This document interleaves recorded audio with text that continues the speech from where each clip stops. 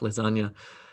Saurabh's having trouble deciding the test format, computer-based versus paper-based. I strongly recommend computer-based. It's for the writing section.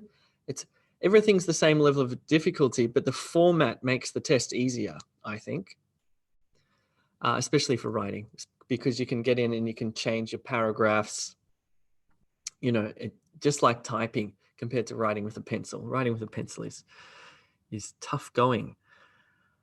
Good. Saurabh's feeling more confident. Yeah, computer-based. I agree. And if you are, I mean, some places don't have computer-based, so you may have to take it on the paper. If that's the case, do make sure that you practice writing by hand a lot before, because it's physically quite stressful to write like the olden days. It's not something that we do all that often. Yeah, totally. Yep. Look, some good news. The good news is absolutely pouring in this week. Thank you to those dropping into class and emailing us. Vijaya just says, I'd like to let you know that I was able to achieve 7 in writing from 6.5 because of the E2 team. Nice work. And because of you, Vijaya, you were in the class all the time, working really hard. So that's awesome to hear. Congratulations to you. Good stuff. What's the difference between IELTS and PT? Well, English tests, that's the similarity. The difference is different task types. PTs, I like the tasks in PT. The big difference is in PT you get 20 different task types. In IELTS there are 5. So I suppose there's different reading questions. That's not quite fair. But you know where my heart's at, Alex. OET? That's right. I'll just quickly give some structure to what we're going to do, but we will just basically ask any questions. We just launched something yesterday though, and the link is on the screen here. I'll share it in the chat box later for those here on Zoom.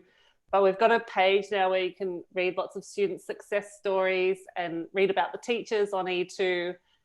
It's called E2 World, so be sure to check that out on the blog, and you can contribute to it as well. So during today's class we'll start with reading and listening as always. We'll talk about IELTS speaking, then writing, and then everything else. I'll give a little IELTS indicator update as well at some stage, but we'll try to follow this order. If you've got questions about other stuff, see if you can hang on to them. So let's start with reading and listening, shall we? Yeah. Please pop your reading and listening questions in first, and then we'll move on from that. I'll just grab Sayada's very general question there, which is, actually it's about OET, so I'm going to skip it. Okay. I'm going to imagine that it was about IELTS. How do I start? I think that's a good question to start. Yeah, let's do that. How do you start preparing for IELTS? Well, I think when a lot of people who are here, they probably have already done some preparation.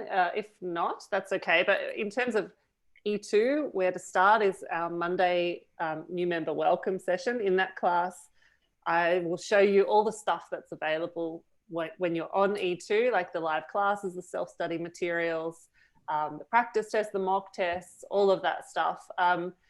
And usually my number one recommendation is join the live classes. So within a couple of classes, you'll really learn a lot. You'll learn all the structure of the test, all the task types, things like time management. You'll boost your language. That's a really good way to just get into it rather than spend time wondering, where do I begin? How do I start? Just sign up for a class and turn up. That's all you need to do. Yeah, we do all the teaching. You don't have to teach yourself, which is a big difference. Mm-hmm. Okay, let's start with a very broad one. I'll have a go at this one. This is from Pushpa. How do I improve my listening skills? And Alex, you'll go next. This is how do I improve my reading skills? So these are big, broad questions. So listening is a skill that involves having a broad vocabulary, and also an understanding, a comprehension of grammar. right? The difference between had and has and have had, for example. So there's grammatical stuff and there's vocabulary stuff. But because listening really is you're listening to somebody speaking, so you also need to have an awareness of spoken English or spoken speech and all the little complexities that come with spoken speech, like intonation and word stress and connected speech is a really big one for listening, because we don't speak like this when we speak English. We speak with connected speech. That is, some words are connected together and sometimes it sounds like one big jumble. So you've got lots of different things going on. But I think a critical thing is to actually understand spoken English in order to improve your listening skills. That's my answer. Reading. Alex, how do you improve your reading skills in general? Reading, yes. Well, the test is testing certain skills, like your ability to skim and scan, but mostly IELTS tests your ability to read carefully. So skimming and scanning are a couple of tools, but they will not get you the highest score. You do need to read to understand. And that a lot of reading comes down to vocabulary, your knowledge of vocab. The more vocab you have, the better your reading is going to be. That's just at a base level. Like, to read well, you need lots of vocabulary. In the test, you also need to know about the question type. So you don't want to turn up on test day and see something like information match for the first time, because it takes a little bit of computing power to figure out, what am I clicking and what am I supposed to do here? Oh, honestly, one of the times I've taken IELTS, the computer-based one, I found it really confusing. That table, there's a table and you sort of click and it's like, whoa, what? You don't want to spend time on test day working out how the question format works. So all the practice questions now on E2 in the reading bit, in the methods video, we show you what does it look like on paper, what does it look like on the computer, and the practice questions are in the computer format. So that will help you to get across that. So turning up on test day with a good, strong vocabulary and knowledge of the different question types, as well as, of course, the strategies and methods that will help you deal with the questions effectively, efficiently. But yeah, just reading a lot is a great way to supplement your test preparation. All right, I've got a bunch of questions written down. Let's go for, I think the name is Forleen. Forleen asks about true, false, not given, best approach. Have a look at the method video for that. The biggest problem that people have is distinguishing between false and not given, really. And I guess the main thing to keep in mind is that you can't make assumptions based on your knowledge or make a guess. If the question says something like the blah blah animal has. Can I? It's going to be based on my new shirt. Can I do that? Yeah, ready? Okay. So Jay has a shirt that's black, and what color is this? Like red. Let's just say it's red. Okay. So Jay has a black and red shirt. True. And then, so that's true because the information is going to be the same. It might be written a little bit differently, but it's going to be ultimately saying the same thing. And then a false one would be Jay has a white shirt, right? Because it's false. There's a contradiction of information that directly contradict each other. Well, Jay is wearing a white shirt would be false, but Jay has a white shirt. Ah, wow. Okay. Yeah, good one. Nice. And so what's a not given one? Jay loves his new shirt. Right. You have no idea whether I like it or not. I might be smiling, but you never know if that's because of my shirt. So yeah that's the basic way to look at these. Next question is from Pushbone. It's about listening multiple choice questions. Yeah. we did a little class on that last week, and each Friday you'll probably tackle multiple choice with Graham. Multiple choice can be tricky because there's so much text on the screen or on the paper, and it's tempting to try to read through everything. So in order to avoid those distractions, I'd focus on the question stem, ignore the options to begin with, and just deal with the options as each question arises. So when you have that 30 seconds before the recording starts, look at the question stem so that you know what's coming up, you know what to expect. You're not just staring at question 21 for 5 minutes and missing everything. But using the script is also a great way to improve your multiple choice prowess. So you'll be able to see with the script how the questions are written, how the distractors are written into the text. So option A and B, that there's some word or there's some mention of them in the text, but your job is to distinguish between distractor and correct answer. Rishika's asked, what is a distractor? I guess it's what the test writers call the wrong answer. And they're called that because they're designed quite cleverly to catch your attention. So they might say a word from a question option, or it might sound like, oh, it's almost that, but there will always be a good reason why 2 of the answers are wrong and 1 of them is right. Because it's too easy otherwise. In the example we looked at last week, the same kind of really basic example.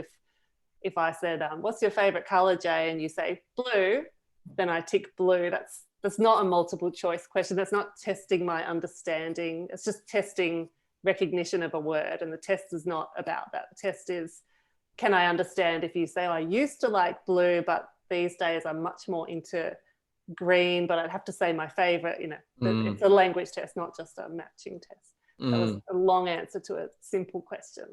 Yeah. Yeah, no, but that's really the core of it, because those distractors are the things that are really tempting. But you go, hang on, it might mention that, but that's not what the question's asking me about. Yeah, that's really key, I think. Kazi's asked about the best approach for listening maps. Listening maps, yes.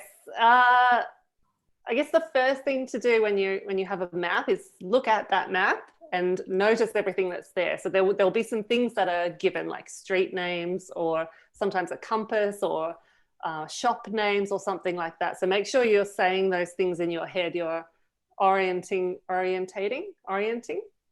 yourself. I don't know. You're imagining that you're in the map and you can see all those things around you. And then the good thing about maps is that you're always going to follow the numbers. So let's say question 11, 12, 13, 14. You'll hear question 11 answer first. Then you'll hear question 12. You don't need to jump around 11 to 14, back to 13. So keep that in mind. And worst case scenario, if you miss question 11, just try to catch up for question 12 and move along. And each question is independent. So if you miss one question, you haven't missed everything. You can still catch up and get number 12 or 13 or 14. The scripts will help you to do that. I don't know how I've written this name. Shri. Let's just call Shri.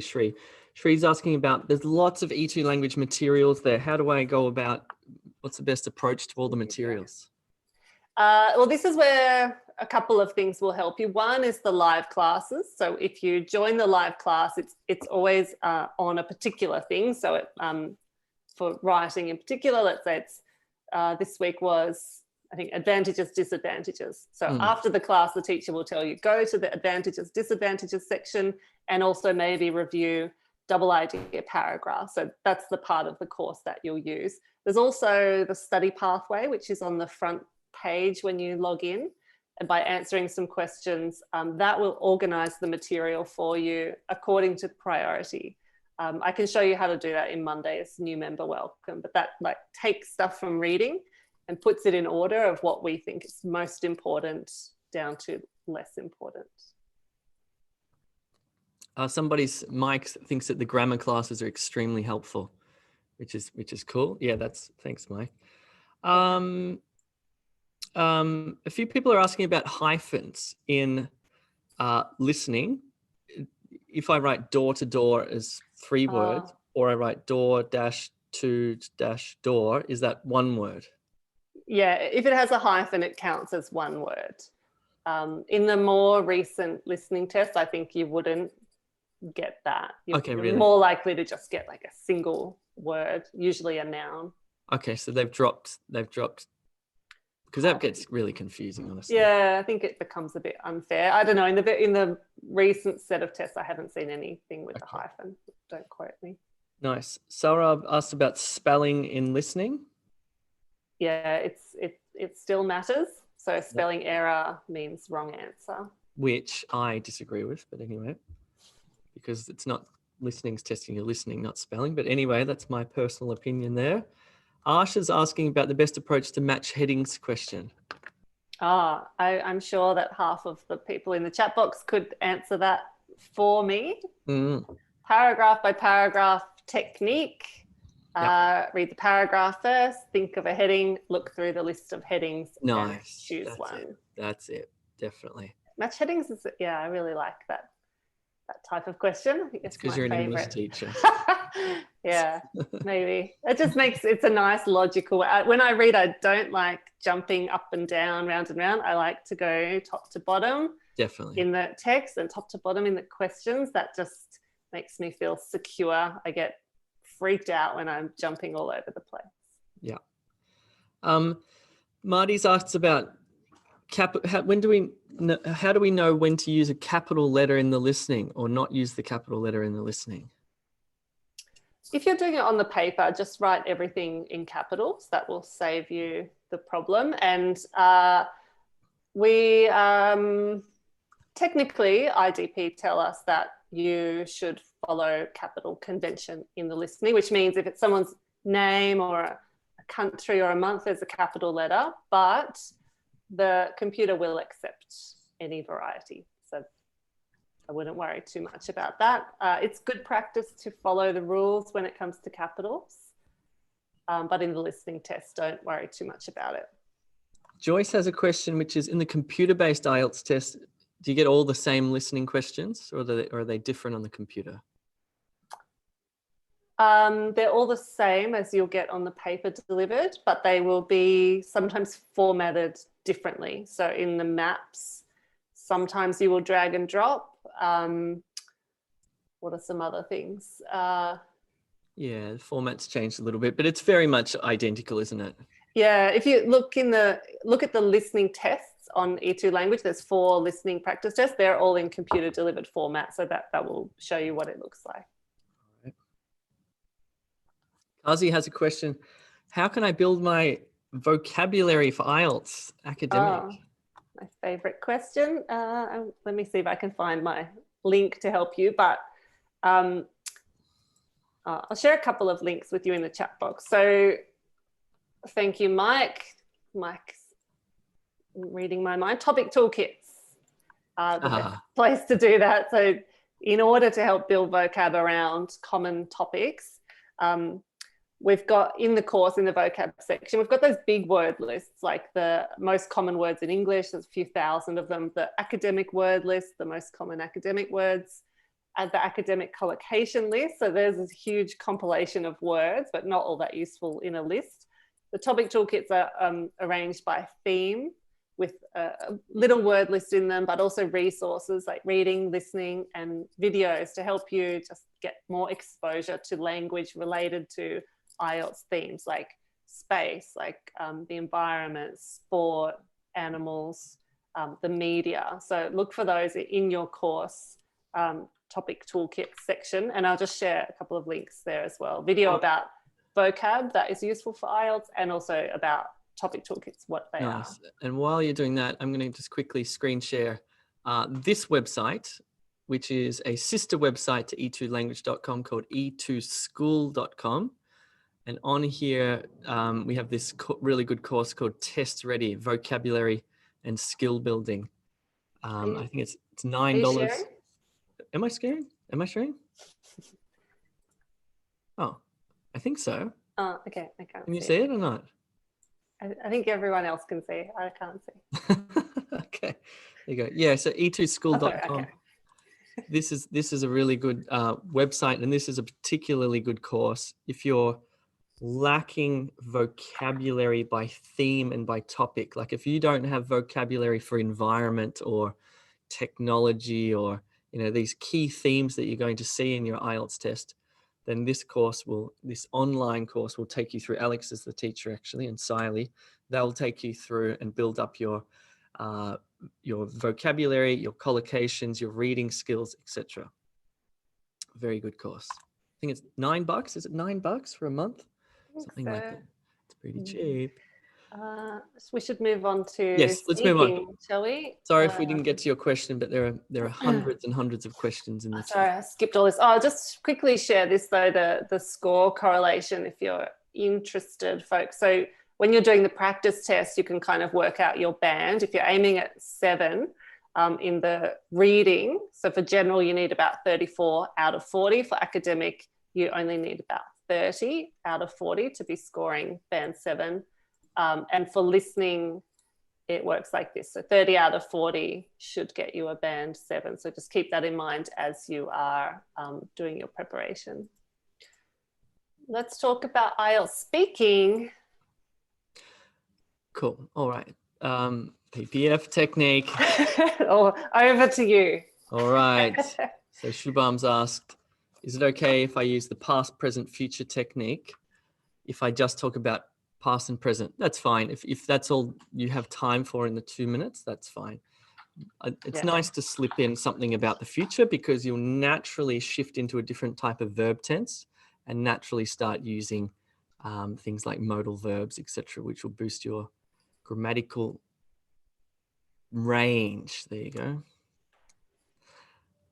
Cool. Just for your interest, what is the PPF technique? That is, in IELTS speaking part 2, you are given a topic and you have 1 minute to prepare, and you have to speak on that topic for up to 2 minutes, which is a very, very complex thing. It's a challenging thing to do.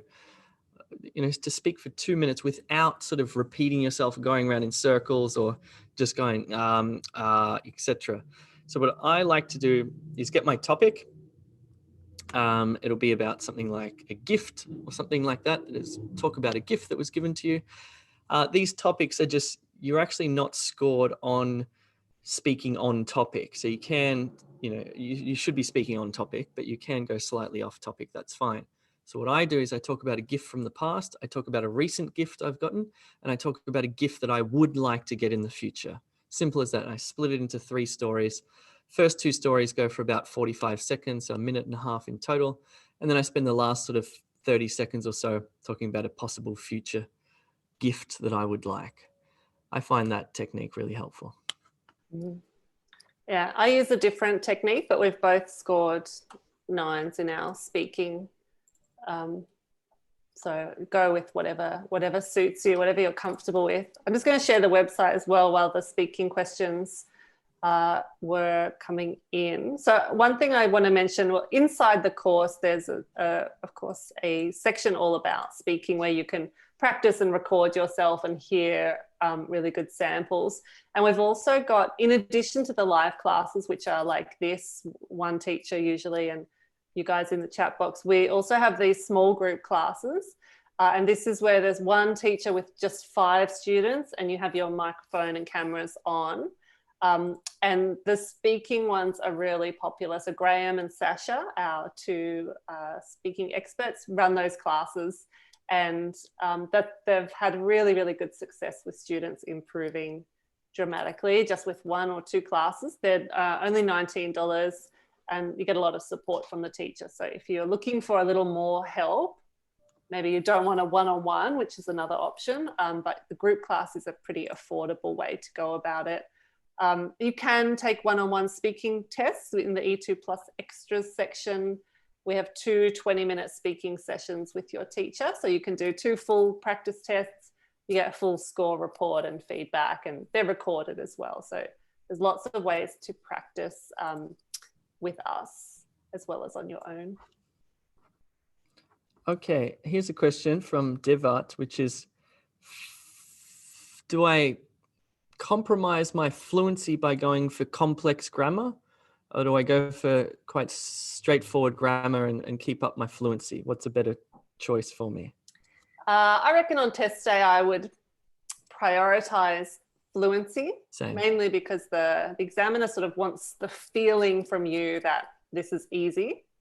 For their mind to be up in the band 7/8s, they don't, if you're stumbling and hesitating and false starting, that just creates a negative impression. So as you prepare for the test, prioritize everything at different times. Spend like today practicing speaking with a grammar focus, and in the small group classes you can get this full list of grammar structures that you can check off, like have I used conditional, have I used the past modal, have I used past perfect.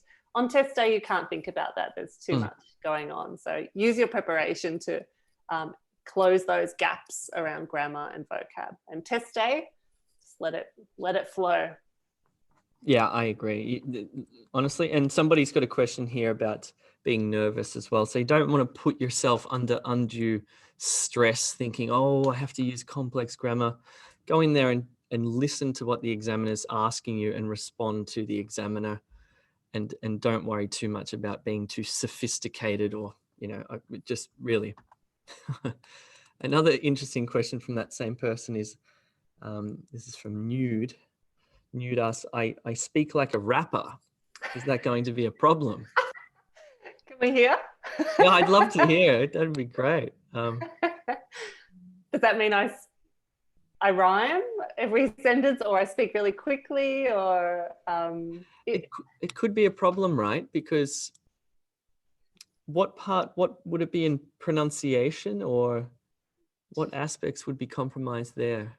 It could be pronunciation if you're stressed, like too much sentence stress, or funny intonation or something. Yeah, funny intonation. But I imagine the meaning here is I speak really quickly, I think. In which case that's also a problem. Like you don't want to go machine gun fast, just slow and steady.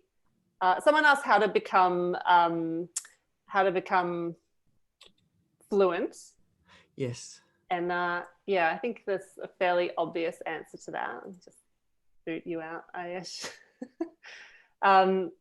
You got to speak a lot. Like you can't become fluent if you are just thinking about it, or just reading about it, or watching a YouTube video about it. You've got to do it. You've got to speak. And that's the only way you're going to become fluent. You've got to speak English all the time. I know it's hard if you're not living in an English-speaking environment. It's definitely a lot harder then, but just look for opportunities to speak as often as you can, even to yourself. Someone keeps asking obnoxiously again and again, what are the tricks to solve reading? But we've talked about reading, so I'm going to move on. Okay, Joyce asks, how long will it take to get my speaking mock test results? If you're doing the mock test, Joyce, like the full mock on E2 language, your results come back usually in 48 hours, but that's mainly the writing, which can take that long. If you're just doing those speaking tests, like I just showed you the intensives, you'll get your results often within an hour and probably a couple of hours after. So basically your teacher, like if we do a speaking test, after we finish, I grab the Zoom recording and then I fill in your form, write you a little note and maybe share some links with you, and I send it back to you. If the teachers have other appointments, it just may take a couple of hours, but pretty quickly. Abhishek, how do I control the pace while speaking? This is an interesting one because this could be like a nervousness thing as well. When I get nervous, I tend to speak rapidly and I need to consciously go, whoa, okay, slow down. So it's a bit of a self-referential thing where you go, oh, I'm speaking too quickly, slow down. Yeah, I guess that's what you do, right? Yeah, I think that it will be a nerve thing. So if you can practice with somebody that you don't know well so that you can simulate that feeling. And the other thing to do with anything with speaking is record yourself and listen back. So grab your phone with the voice recorder, do a part 2, do a full test, whatever, and listen back. You will be horrified probably to begin with, but you'll also notice like, oh my God, I said the word like 400 times, or wow, I hesitated all the time. And then you can start fixing that. And for you, Abhishek, you might sound like, wow, that I couldn't understand what I was saying. It was so quick. That'll help you to slow down. Pushpa's asked about do I need to use collocations and idioms in my speaking? Collocations, yes, right? Yeah. Yeah. Collocations are just things that go together. You're probably already using them and you don't realize. Idioms, don't try to squeeze them in. And there's a difference between a cliche, like an overused idiom. For example, the coin has two sides, and then a more normal everyday idiom like it's on the tip of my tongue or off the top of my head. By and large, we talked about today. Those are pretty, they're normal things. I just want to ask this question because this name is so awesome. Tom Bazzuco, as well as Christiania, I think I got that right, have asked about accent. Is accent a problem? No, no, everyone has an accent. It's about how much interference from your language compromises my understanding of your communication. So, I've got an Australian accent, Jay has an Australian accent, you guys may have, I don't know, all sorts of accents. You're not punished for that, definitely not, but the clarity is what the examiner wants to hear from you, and also features of natural English. So if I spoke your language, so imagine I was speaking French, I wouldn't speak French the same way I speak English, like bonjour, ça va, like that. Hopefully somebody French can hear that sounds really Aussie. I'm not mimicking the French way of speaking. So for English, it's kind of the same. Your voice has to go up and down. You need to connect your speech together. You need to stress certain parts. So those things are part of your score. They're different to accent. Yeah, agree. So yeah. So my way of explaining this is there's 44 sounds in English. There's also more because anyway, let's just say there are 44. That's fine. If you have an accent, but all of those 44 sounds are clear, that's fine. But if your accent is, for example, a lot of South Indian speakers will make a sort of an error. Let's call it an error between v and w. For example, they say, I play the violin and not violin. That is an error. That's a pronunciation. That's where accent is actually affecting the sound v. So that's where you need to think, okay, I need to practice, work on that sound v. Also on that E2 school website I showed you before, we have a course called Speaking Lab. Someone's just asked, how do I understand the 44 sounds, Mihak? That's on E2 School Speaking Lab. Again, that's $9 per month, and it will take you through all of the 44 sounds. It's got artificial intelligence built into it, so you'll be speaking into the computer, and it'll be giving you feedback on your speaking, which is really good. Shall we talk about writing? Yes, a few more. Okay. Rick Dev has asked about phrasal verbs in speaking. All right, let's do the little 30-second question things. Okay, Rick Dev, phrasal verbs. Can I use phrasal verbs in my speaking? Yes, do. That's good. Iman, give me some tips for speaking part 3 because it gets philosophical and complex. Use things like, that's an interesting question. Let me think about that. Well, some people probably think blah, blah, blah. So use a bit of fillers and watch the method video in part 3 section of the course. Alia, do we speak in a formal or informal way to the examiner? In between. Imagine that you're in a job interview. Nice. Yeah, cool. All right, that's the quick fire questions over. Let's do writing. Writing. Okay. This is a great question from Shweta. This is my favorite question. I'm a technical writer where I need to write simple sentences, and that's what I do every day. So I forget to write complex ones and use passive voice, etc. How do I overcome this problem? That was also my issue with the IELTS. I also write very short, concise sentences. That's how I like to write. I like clarity over complexity. IELTS like both. So you need to work out, you need to consciously put in complex sentences. You have to, or if you don't, you'll get penalized. Yeah. And that's just something that you'd have in your mind. So one of our steps in the writing method is write with the criteria in mind. So whenever we're writing, we're thinking about those things. So have I included complex sentences? Is my is every sentence linked to the other sentence smoothly and naturally? Have I developed my ideas? Can I use the second person while writing essays, like you? You. It's pretty uncommon, isn't it? It is a bit. I think it's fine to say I and fine to say we. Yeah. You, like if you study abroad, it's not too bad, but I think it's not very formal.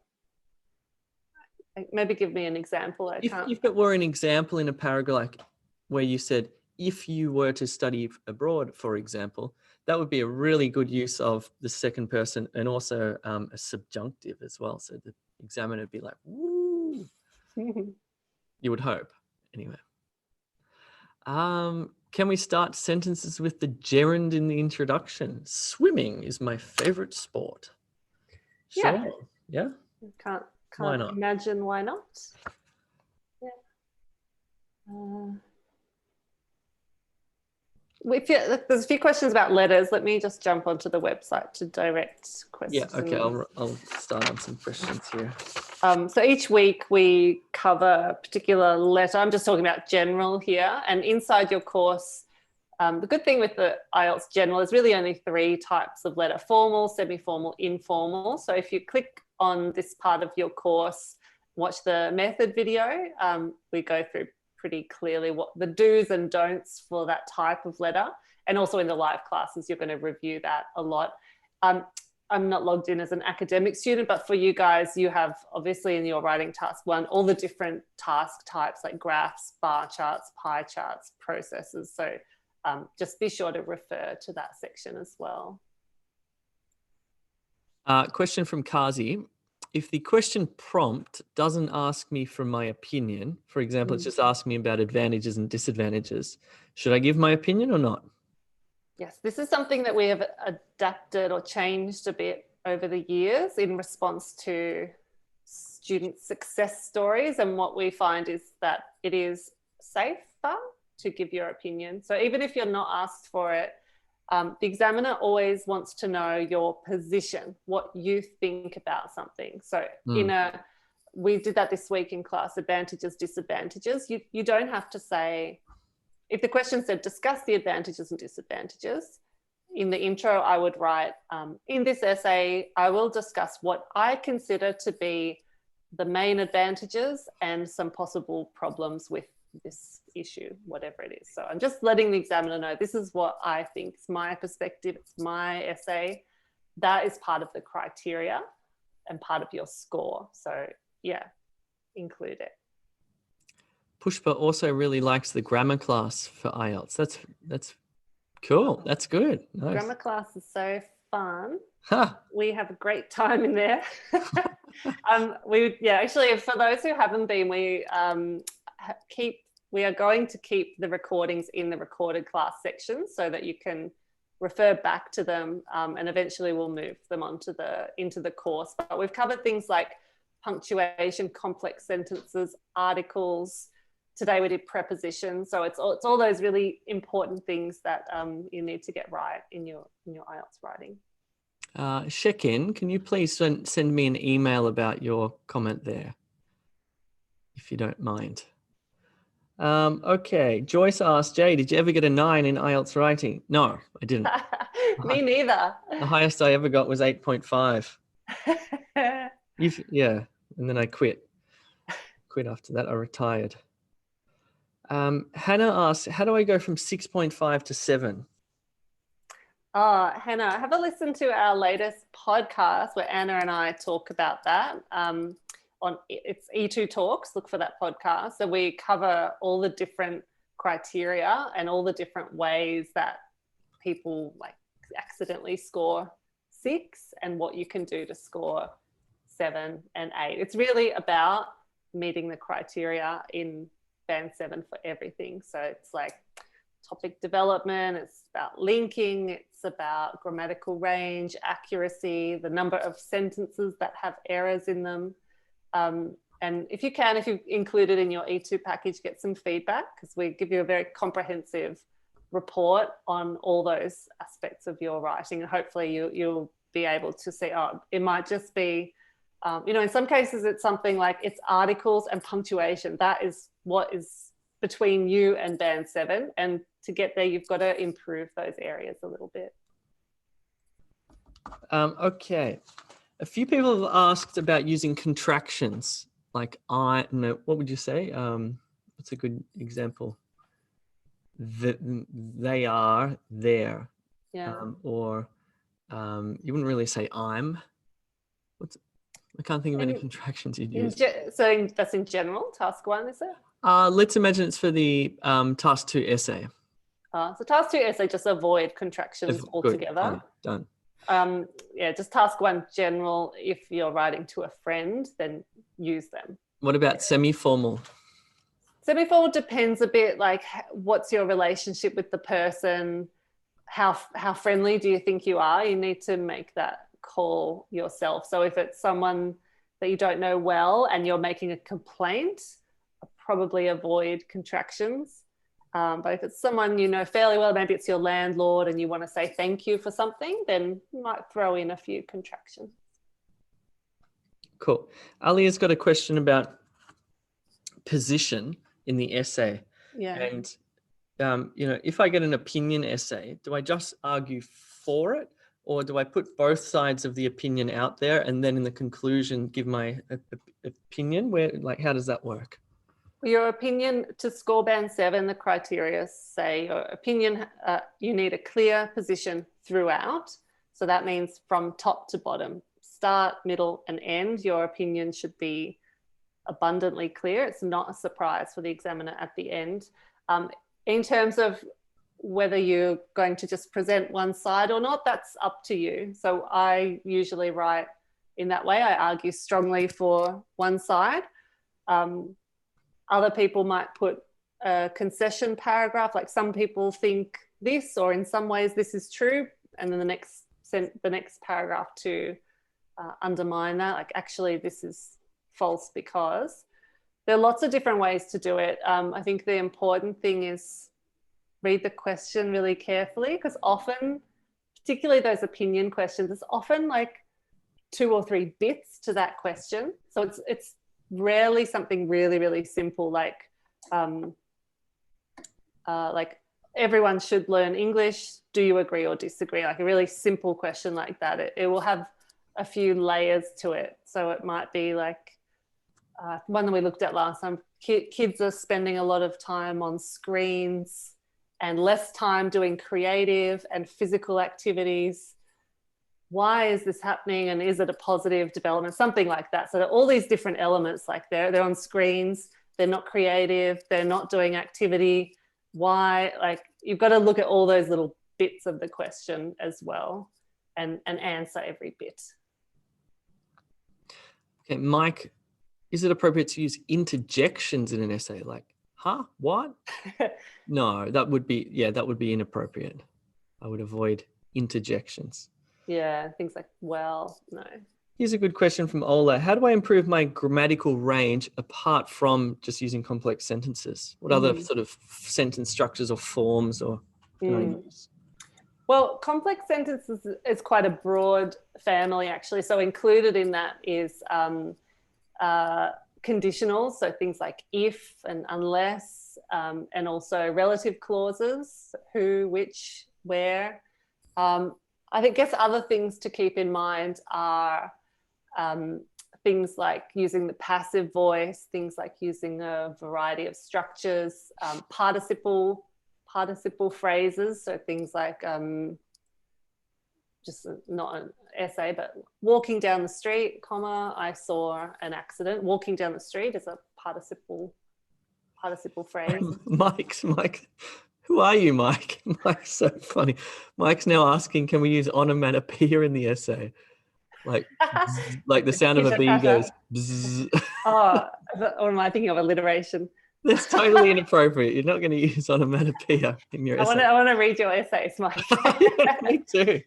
I think you're thinking about writing poetry. This is different. There's a bit of confusion. We talked about contractions before and not to use contractions in your essay. Basically, only use them in your general informal letter. someone's now thinking, oh my God, I can't use contractions in my speaking. Speaking's entirely different. You can definitely use contractions in speaking. Yes. So don't worry about that.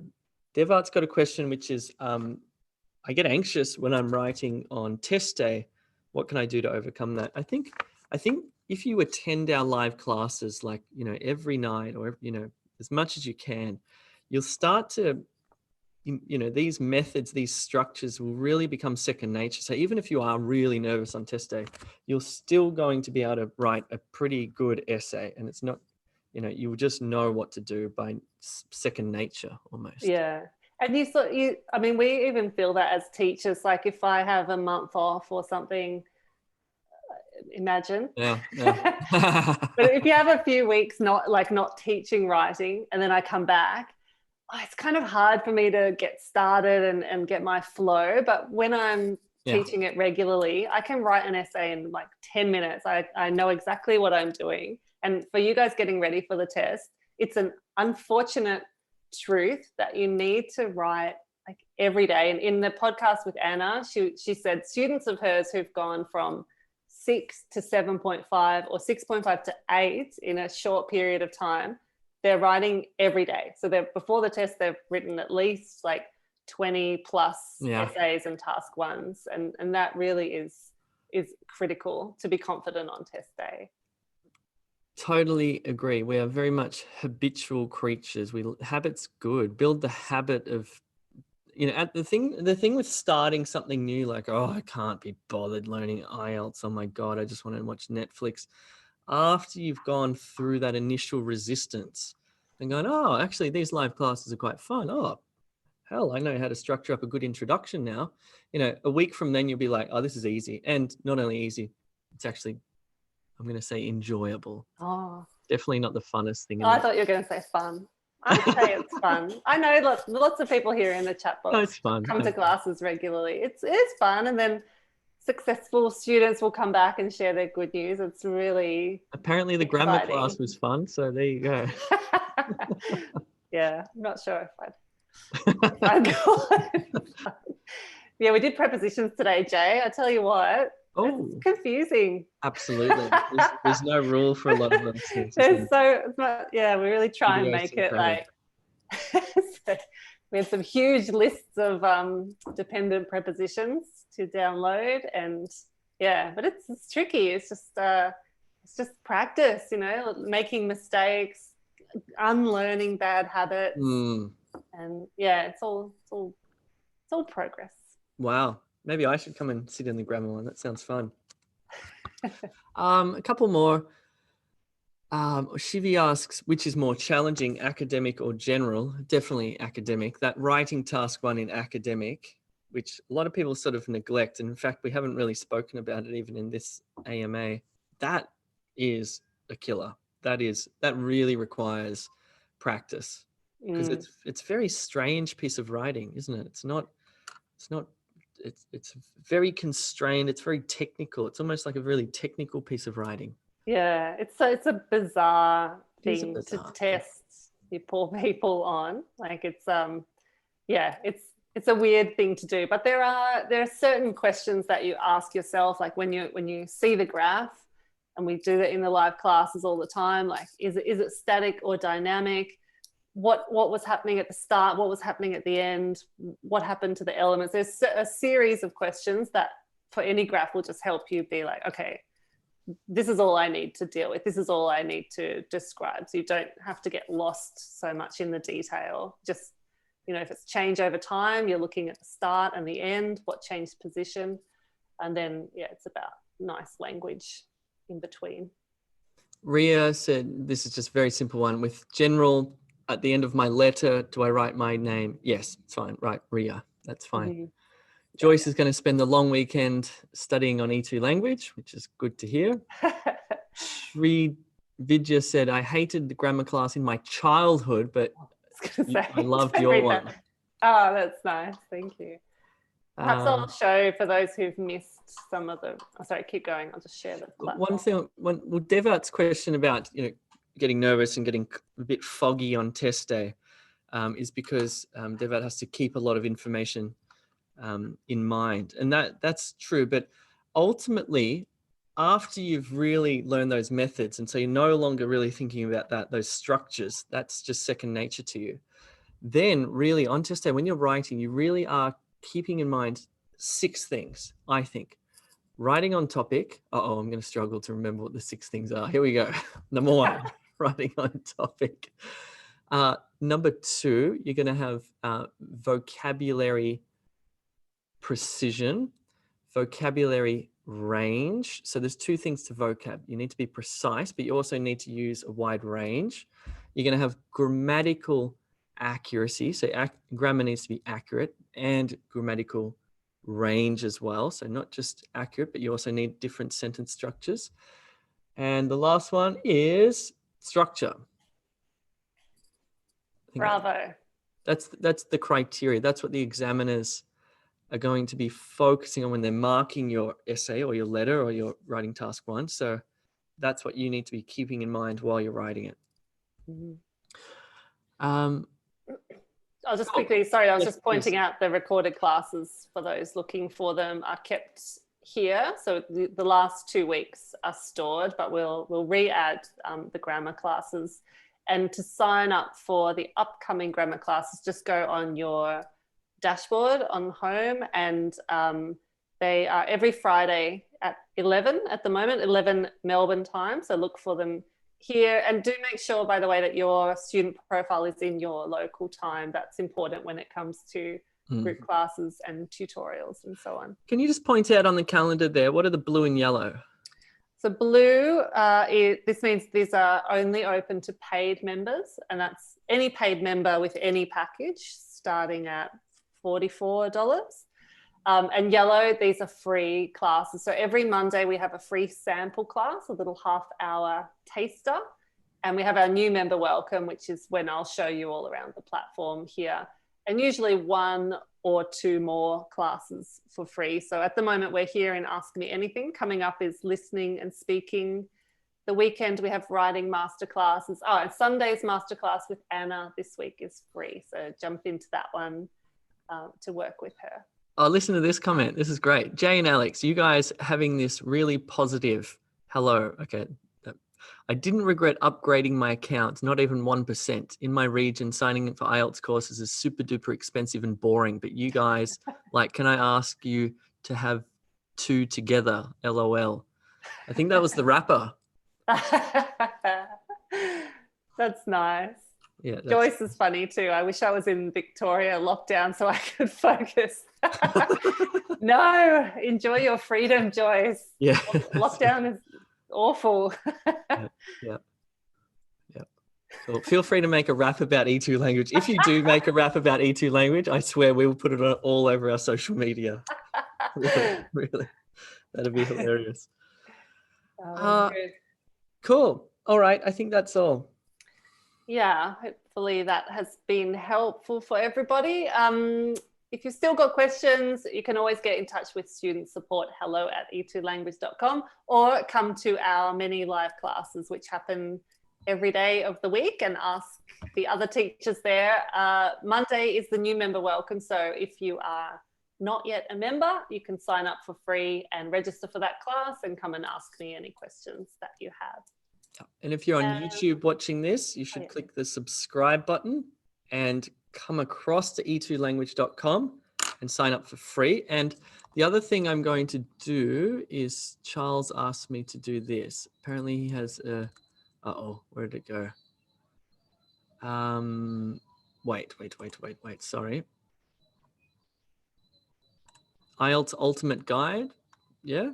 Oh yeah, on YouTube. Yeah. Oh, Abhishek, thank you. Sorry, I'm going to share that E2 World link. There's an IELTS Ultimate Guide I've just pasted into the chat here. It's a PDF about sort of all things tips and strategies and whatnot. So you can feel free to click that. And that's the E2 World section, the E2 Hub thing. Thanks for the reminder, Abhishek. Right. Thanks, everyone. Oh, you're all so nice. I feel so happy on this Friday afternoon. We're very lucky to work with you. It's really amazing to see everybody still going after their dreams, even if you're in lockdown. It's really inspirational for us as teachers as well. So keep it up. I hope that you can say goodbye to IELTS really quickly. Yeah, that's and right. then enjoy the rest of your life. But yeah, That's we're right. happy to have you with us for now. Happy weekend. Bye. Bye. Bye. Bye.